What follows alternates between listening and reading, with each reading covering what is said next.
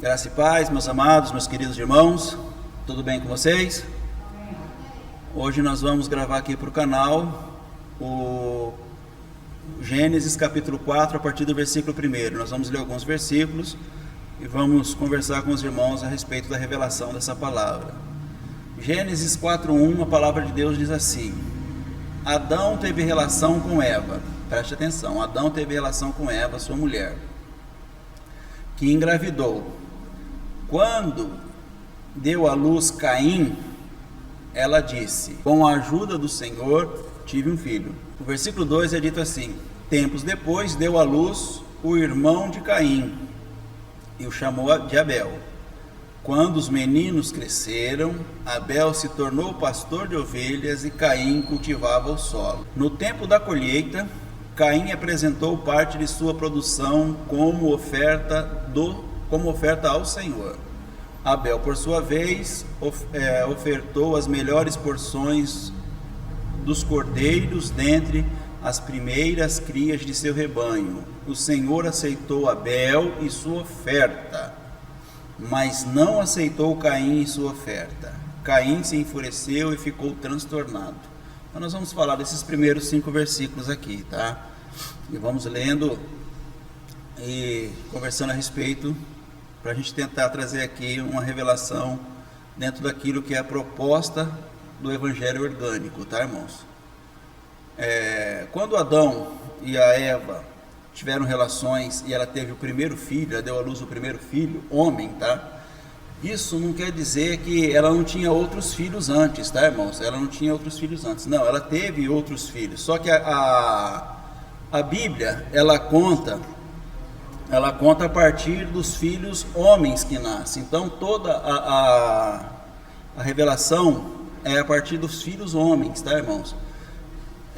Se você pegar a genealogia bíblica, ela não conta meninas, não conta nas mulheres na genealogia, ela só conta os homens. Então quando nasce o primeiro filho, Caim, esse primeiro filho é o que ele representa, que nós temos aqui buscado com os irmãos, tá? É o que ele representa, esse Caim, que na história, sendo o primeiro, diante da revelação do versículo 3,15, ele seria o quê? O filho da mulher ou o filho da serpente? Ele seria o filho da serpente, tá?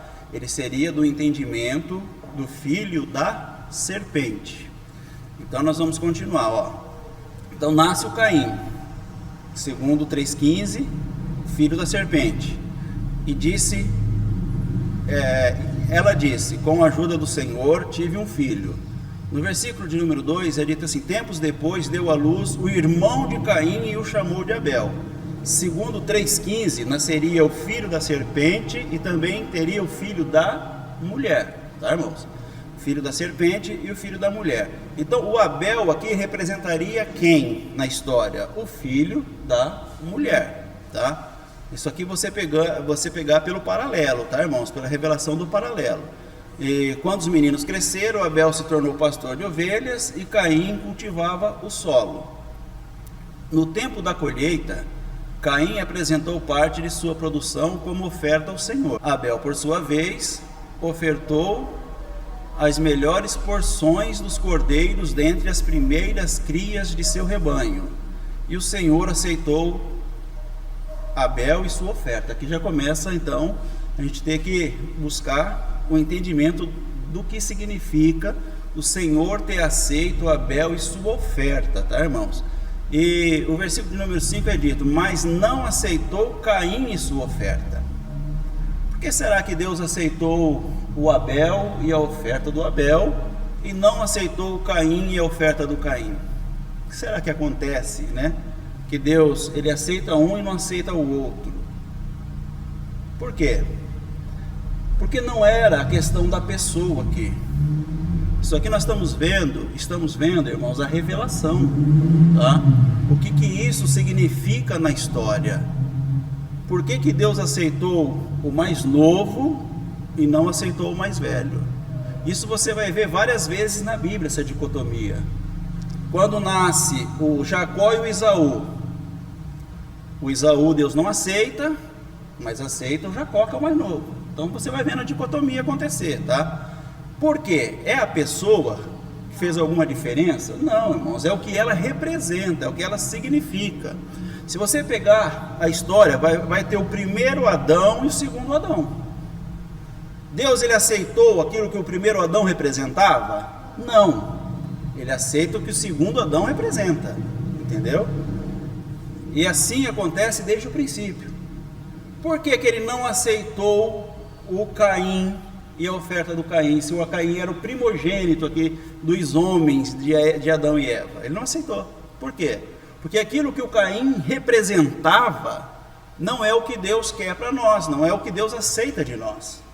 Porque o Caim representava aqui na história o filho da serpente. O Caim representa, embora ele fosse um homem na história, tá, irmãos? Que foi literal, mas é o que ele representa, tá? É a representação do que ele era na história. Então, o filho da serpente, que é o filho, é aquele entendimento gerado, trazido da carnalidade do homem, esse Deus não aceita. Tá? Você pode fazer qualquer coisa para trazer a sua melhor oferta carnal, que Deus não aceita. Entendeu, irmão? Não é a pessoa do Caim. Deus não rejeitou a pessoa do Caim, embora que está dizendo na história, né? Mas não é a pessoa, é aquilo que ele representava. O apóstolo Paulo, ele diz assim, olha, tudo que nasce da carne é o quê? É carne. Tem salvação para que nasce da carne? Você pode morrer de orar que Deus não conserta isso, irmãos. Nasceu da carne é carne, entendeu? Não tem salvação para aquilo que nasce da carne. Qualquer obra que você fizer, qualquer ação que você fizer, se ela nascer da carne, ela vai acabar, ela vai morrer, não vai ter vida nela, entendeu? Foi o que aconteceu aqui. O Caim representava então o que é nascido de carne, é o entendimento carnal das coisas, tá?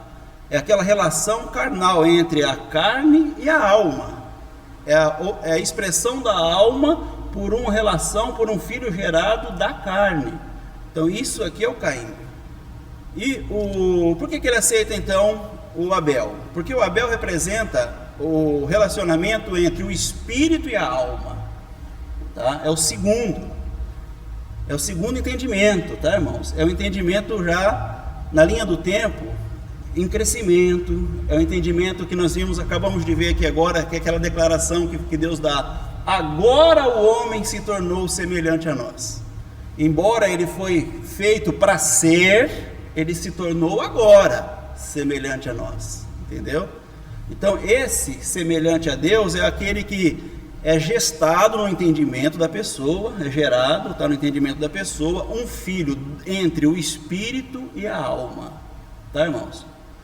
E isso acontece quando uma pessoa começa a revelar a salvação de Deus na vida dela. Amém? Então, o que significa a oferta de Caim, ou a pessoa do Caim? Representa o filho da carne com a alma.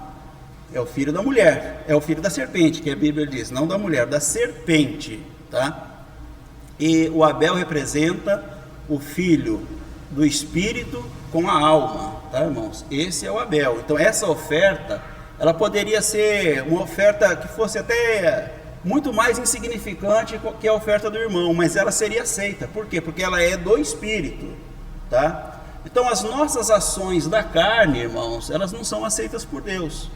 Mas as nossas ações do Espírito, qualquer ação do Espírito é aceita por Deus. Ele não mede se ela é boa, se ela é pequena, se ela é grande.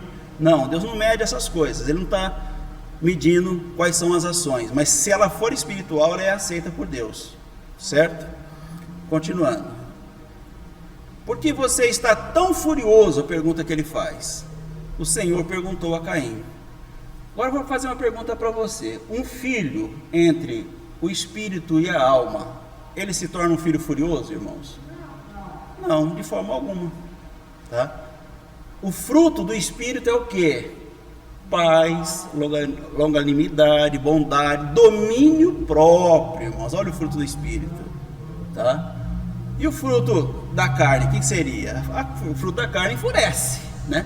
Ou acontece do meu jeito, ou então eu fico bravo, né, irmãos? Triste, enfurecido, é o que acontece. Por que você vê tanta maldade no mundo? Porque essa maldade ela é gerada do fruto do quê? Da carne com a alma, tá, irmãos? É uma gestação na mente, no entendimento da pessoa, em que ela está gestando um filho, ela está gerando um filho da carne. Então ela se torna furiosa, ela se torna irada, ela se torna ali cheia daqueles frutos que é o fruto da carne de Gálatas capítulo 5, correto? Então o Senhor perguntou a Caim: por que está tão transtornado, tão furioso você está? Se você fizer o que é certo, será aceito, mas se não fizer, tome cuidado, o pecado está à porta, à sua espera, e deseja controlá-lo, mas é você quem deve dominá-lo. Aqui mais uma vez mostra aqui a condição que o homem tem de controlar, de cultivar o jardim e tomar conta dele, cultivar o jardim do Éden e tomar conta dele. Cabe a nós, tá, irmãos? Agora eu vou fazer uma pergunta para você. O Caim, ele conseguiu dominar esse sentimento? Não conseguiu. Porque o Caim representa todo o trabalho que é nascido do quê? Da carne. Todo o trabalho que é nascido da carne. Então todo o trabalho que é nascido da carne, a pessoa não tem o controle, irmão, sobre ele, tá? Não tem controle. Você só consegue controlar aquilo que vem do Espírito, porque aí você recebe de Deus as condições de controlar aquele pensamento, aquele entendimento, aquela ação, tá? Por isso que você vê que a dependência nossa de Deus é a necessidade que nós temos, tá? Todo homem que depende de Deus, ele tem a total dependência de Deus, ele tem o controle sobre as situações. Ele entende que Deus tem o controle sobre as situações. Quando uma pessoa, acontece na vida dela algo que ela perde a mão ali, ela perde o controle, ela vê que ela não tem condição alguma de controlar, ela já entra no desespero, ela já entra, né, por esse caminho, né, da carne. Esses dias aconteceu com a irmã, o falecimento da mãe dela, ela viu que ela não tinha condição de fazer mais nada, e muitos da família entraram pelo desespero e tal, e a irmã estava bem controlada a respeito disso aí, bem consciente, tá, irmãos? Consciência bem formada a respeito do que significa essa partida, né? A partida da mãe dela. Por quê? Porque ela entendia isso no entendimento trazido pelo Espírito, que é o entendimento de vida, tá? Que é aquela vida que nós não temos o controle sobre ela, só Deus controla. Então isso trouxe para a pessoa, né?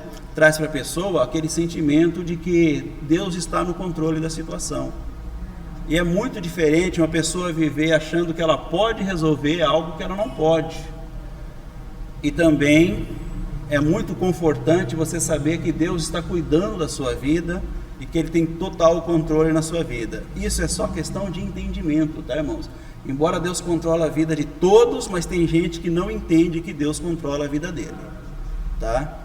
E por isso ele vive tão desesperado, ele vive tão desanimado e tão problemático, porque esse domínio ele não consegue ter, tá? De dominar esse mal que está agindo na vida dele.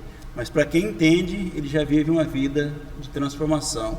Ele é capaz de usar a declaração do apóstolo Paulo, capítulo 8 de Romanos, que diz assim: nenhuma condenação há para aqueles que estão em Cristo Jesus, que não vive segundo a carne, mas segundo o Espírito. Viver segundo a carne é viver segundo o Filho da carne com a alma, e viver segundo o Espírito é o Filho do Espírito com a alma. Amém? Então quero agradecer os irmãos que estiveram conosco até agora, que Deus continue abençoando vocês, tá? E até a próxima, graça seja multiplicada.